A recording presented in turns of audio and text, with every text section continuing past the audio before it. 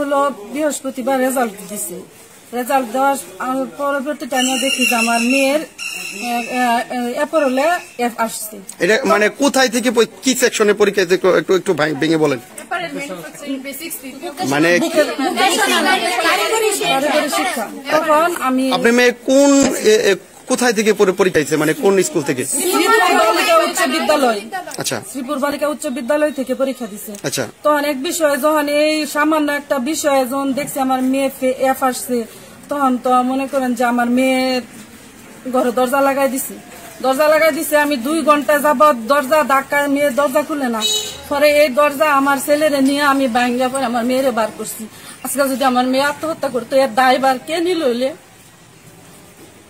এটা আমি জানতে চাই যে আমার মেয়ে যদি আত্মহত্যা করতো, সামান্য একটা সাবজেক্ট নিয়ে আমার মেয়ে অঙ্কে, ইংরেজিতে, রসায়নে সবকিছুতে A+ পাইছে। আমার মেয়ে এই সামান্য একটা প্র্যাকটিক্যালের বিষয়ে আমার মেয়েরা তারা ফেল দিছে। তারা তাগর গাফিলতির কারণে যদি আজকে আমার মেয়ে মারা যেত, আমি মেয়ে কোথায় পাইতাম? এই সাবজেক্টটা কি ব্যবহারিক সাবজেক্ট? ব্যবহারিক সাবজেক্ট, প্র্যাকটিক্যাল। আচ্ছা, তাহলে এই প্র্যাকটিক্যাল সাবজেক্ট কি সকল কি ফেল দেখাইছে? যারা 22 জন, তারা 22 জন সবাই। বেসিক্স দ্বিতীয় পত্রে সবাইকে একই সাবজেক্টে ফেল দেখাইছে। এই সাবজেক্টে সবাইকে আমরা 22 জন আসছি, আমরা 22 জন পরীক্ষা দিচ্ছি সবাই একই সাবজেক্টে। আচ্ছা, একটা কথা, এখানে যে 22 জন আপনারা পরীক্ষা দিয়েছেন, যে কোন কোন স্কুল থেকে এই সাবজেক্টটা আছে এবং 22 জন কোন কোন স্কুল থেকে পরীক্ষা দিয়েছেন, কোন কোন ভোকেশনাল থেকে, মানে এখানে যে এটা তো কেন্দ্র, মূল কেন্দ্র, কোন কোন ওই স্কুলগুলো একটু নাম একটু বলেন। এখানে অন্য আরো কেউ আছেন? অর্থাৎ এখানে 22 জন যে তোমরা ফেল দেখাইছে তোমাদের অভিযোগ ফেল দেখানো হয়েছে ব্যবহারিক সাবজেক্টে। তো 22 জনকে যে ফেল দেখানো হয়েছে, পরীক্ষার্থী কি 22 জন ছিল? অর্থাৎ 22 জনের সবাই ফেল।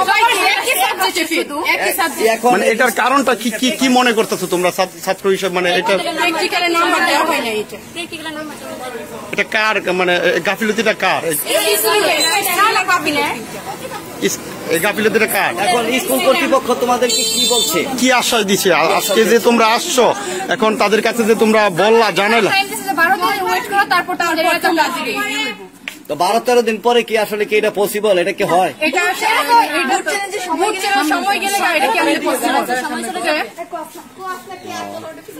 তাহলে তোমরা কি মনে করতেছো তাহলে এটা এই যারা কর্তৃপক্ষ রয়েছে বলছে আমাদের যে 12-13 দিন সময় লাগবে, 12-13 দিন সময় লাগলে 16 তারিখে বুট চ্যালেঞ্জ করার সময় শেষ, তারপর তারা কেমনে ঠিক করে দিব? এটা আমাদের 10টা বছরের সাধনা, 10 বছর পড়ালেখা কইরা তারপর 10 তারিখে সারা বিশ্বে সারা বাংলাদেশ এসএসসি পরীক্ষার রেজাল্ট প্রকাশিত হয়েছে। সবাই জিজ্ঞেস করতেছে তোমাদের কি রেজাল্ট? আমরা বলতে পারতাছি না, আমরা রুম থেকে বের হইতে পারতাছি না। কেন এমনটা হবে? আমরা কি পরীক্ষা দেই নাই? আমরা ভালো পরীক্ষা দিচ্ছি। আরেকটা জিনিস বলো তো, ব্যবহারিক সাবজেক্ট ছাড়া প্রত্যেকটা সাবজেক্টে কি তোমাদের রেজাল্ট কেমন হয়েছে? প্রতিটা সাবজেক্টে A+ এসেছে।